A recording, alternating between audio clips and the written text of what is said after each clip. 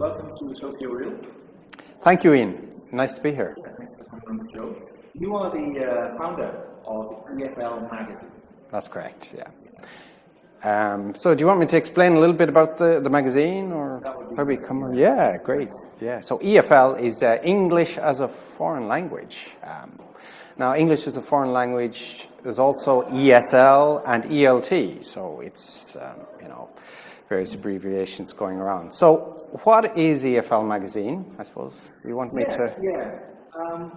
Tell us, for our reelers, our Tokyo reelers and other reelers around the world, I'm thinking maybe what we try and do on Tokyo Real is tip people like yourself influencers in the hot seat, and then give tips and advice as to others out there who might want to start a magazine and the best way of going about it. Maybe go through that kind of discussion.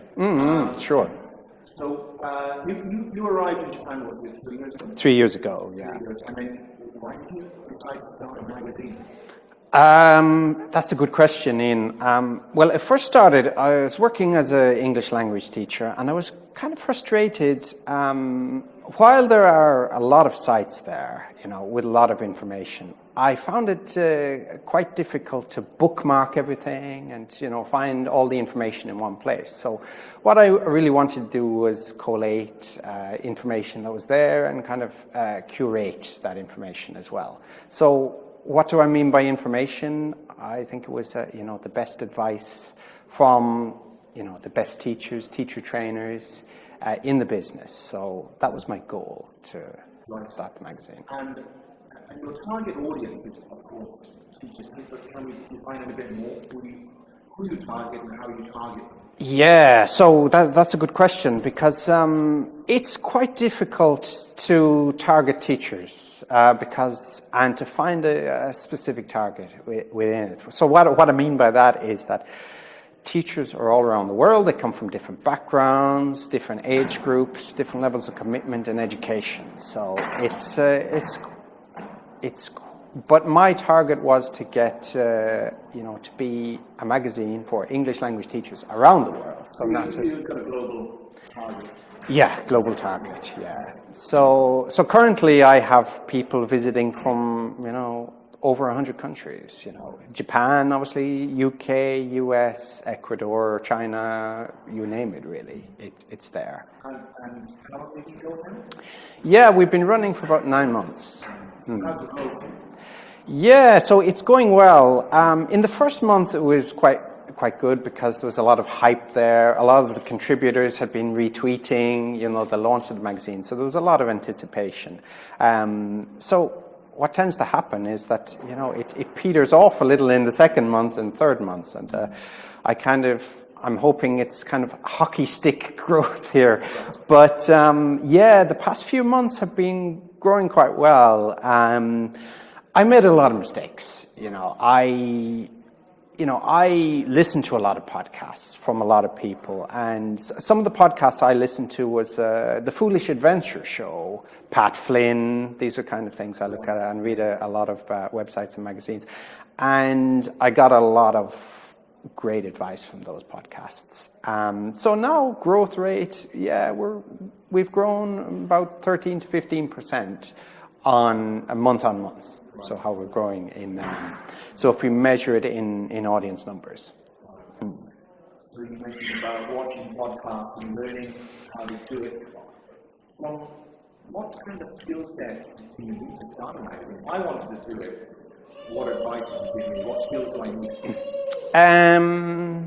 That's a very good question. So to be an entrepreneur and start something new, you have to have, I suppose, the skill set of wanting or being comfortable with uncertainty.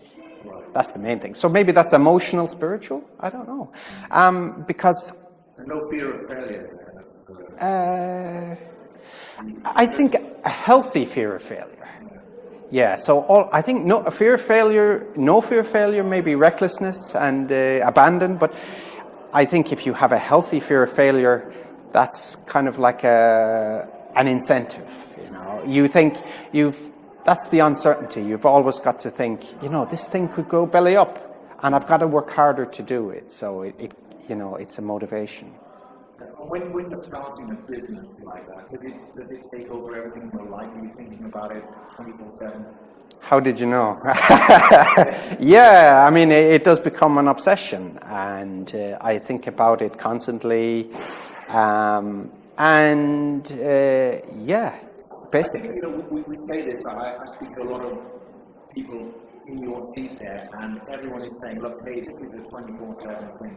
If you don't have a lot of passion for what you're doing, then don't do it. If you're not prepared to think about it constantly, then maybe this is not for you, starting your own small business or entrepreneurial project.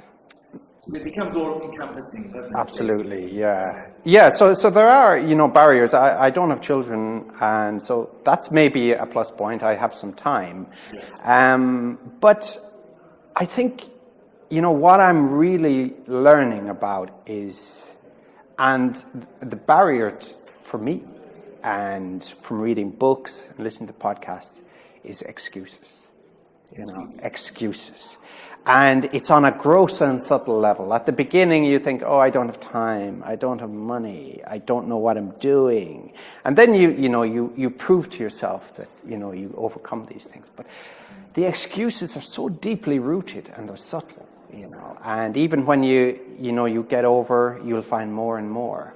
So I think the process of starting a business is about, encountering excuses and facing them and overcoming them, So that's the main barrier. Originally, I know you did an online conference. Can you talk to me a little bit about that? Sure. So I had the idea of having an online conference. So, I looked at what other people were doing and said, let's go for it. Getting back to the entrepreneurial thing, I think it's very different from what we learn in school, and this is really kind of the passion I have with education as well.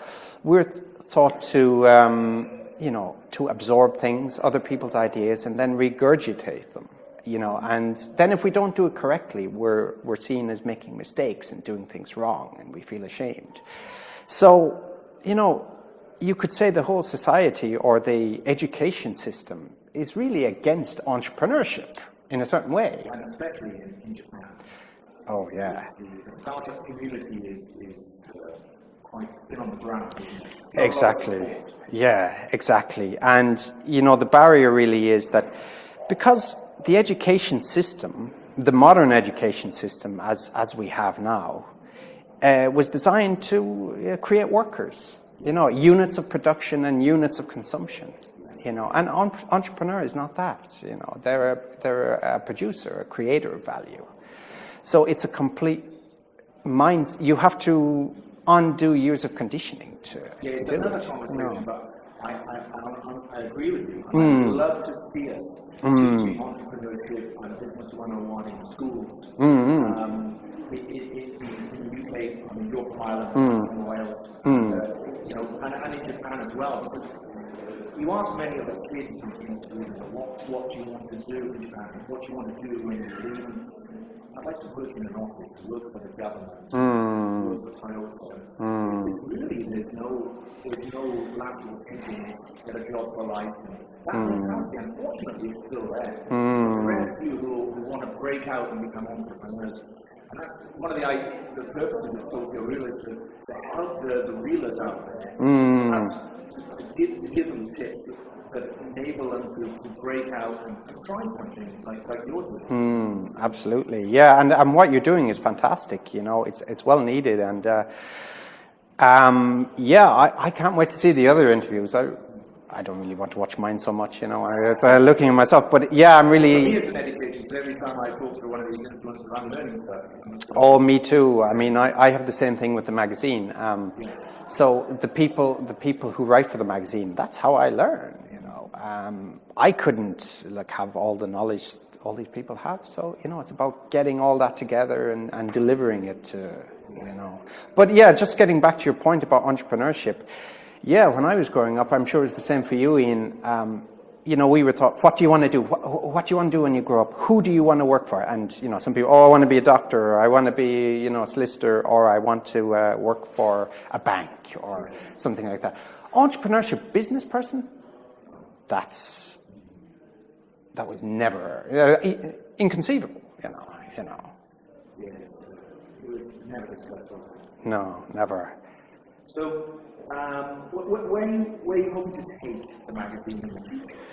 Yeah, so, well, I'm hoping to build the audience of the magazine, you know. How do you build an audience? Yeah, well, build the audience, I think, number one, I've learned, and I'm learning, is that, first of all, you have to offer value, you know. And so how do you offer value? Value is kind of a nebulous thing, and, what does value mean? But you have to produce the best quality material that you can, and release it as frequently as you can.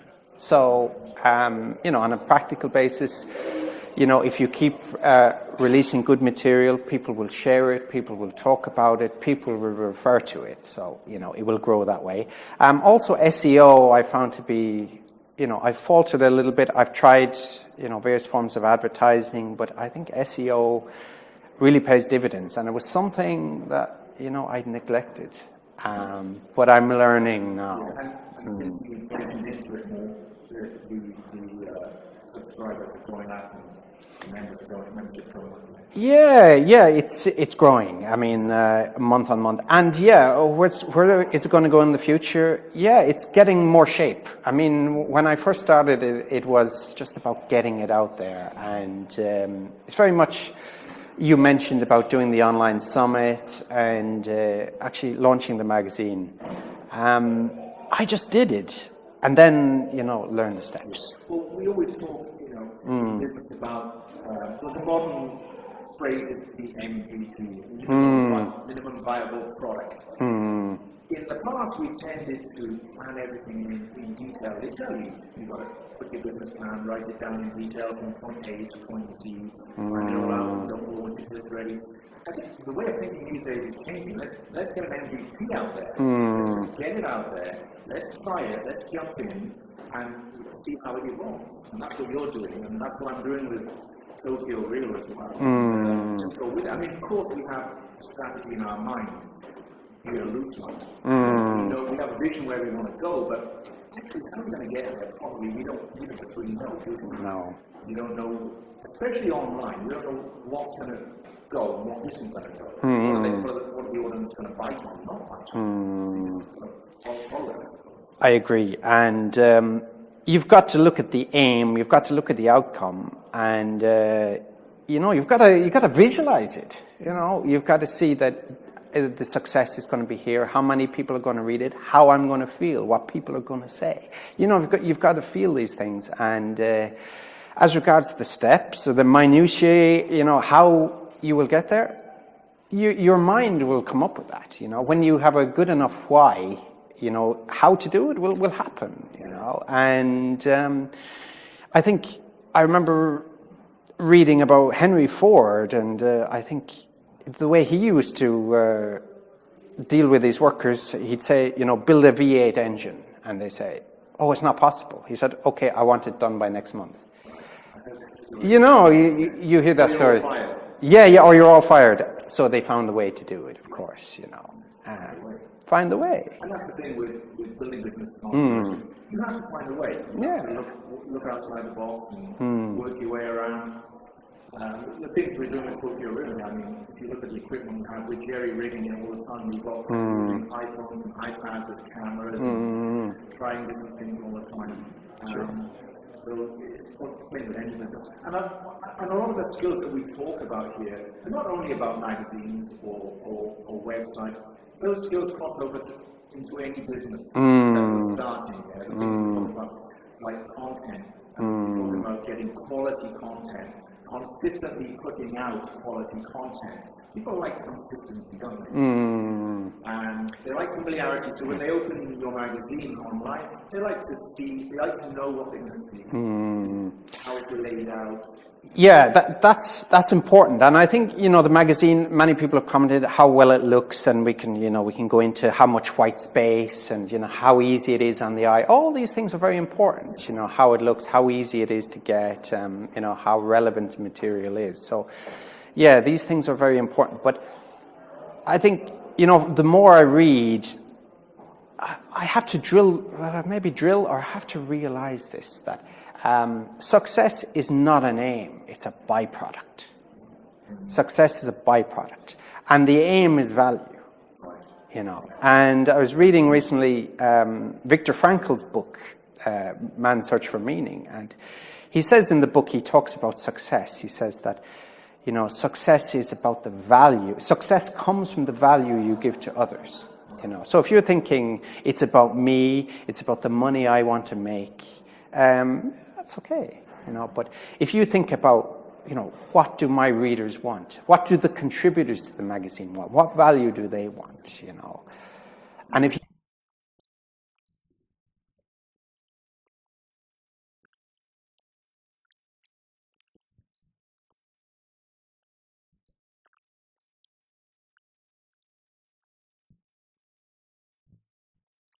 Costs a lot of money to do what you do instead of a magazine. Yes. Well, it costs some money. I mean, I have an editor on board, and I think it's really important that, I don't think much of my skills as an editor. I could probably wing it, but I don't want to do that. I want to have the best content and for it to be right. And I need to invest in that.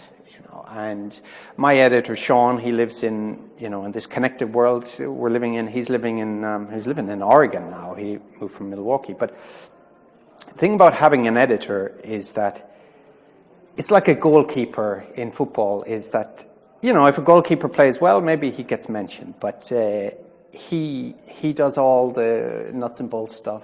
But if he makes a mistake, he's blamed, isn't it? It's a bit of a thankless job.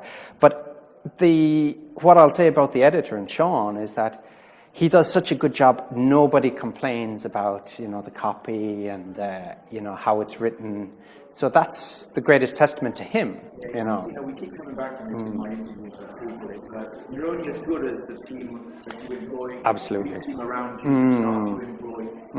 So employing quality people is a really important thing. Absolutely, yeah. People you can work with, creating that good culture within your company, environment to work in. Do you have sponsors? No. You do? Yes, I do. Yes. Actually, one of the greatest sponsors I have is a company called The Edge, and a person such as Ian Simpson of The Edge and his groundbreaking analysis technology. So, Ian kindly came on board for the online summit, which I neglected to mention a little earlier. And Ian is. It's my pleasure to be I mean, that's the other thing. So we help each other in the community, the business community. The great thing about the people at Litty then is that often many of these people are doing the same thing, but they're helping each other and working together rather than looking at each other as rivals. I think that is the best way forward. Yes, exactly. And I just have to mention the contributors to the magazine, and you're right with what you say, and it's about melting into the background, really, not becoming anonymous and not shying away from publicity such as this, but it's not about me at all, it's about, and always keep in the forefront of your mind, it's about the readers, and it's about the contributors, what value do they want, and I just facilitate that relationship, and I just have to mention about the contributors is how generous they've been with their time and how great they've been. And just related to what you said, people in the business community here, and I've just received such great advice from people, and people have been so generous. And this will happen, to people who want to start a magazine or want to start a business, is that entrepreneurs and people who start things, we know what the journey is like, and it's got a lot of challenges, definitely, but there are rewards, and sometimes they're dim and far away, and sometimes we get little rewards, little crumbs along the way, and there's this sense of fulfillment, isn't there? Actualization, realization of your potential, and what I'd advise people is to stick with it and to say that that's there, you know, and all these cliches, the darkest before the dawn, and, you know, they have a grain of truth to them, you know. Persistence. Especially in Japan, everything happens so slowly. You just have to stick at it and keep going and eventually you'll get there. 3 feet from gold, you know the story? Oh, yeah. Yeah, the Napoleon Hill story, maybe if some of, I'm sure many people have read the book, but it's a true story. I can't remember the name of the gentleman, but they had a gold mine and he dug for years and years and years, and then he said, it's not going to work. He sold the gold mine. The person who bought it found gold within a couple of weeks because he was 3 feet from gold. So...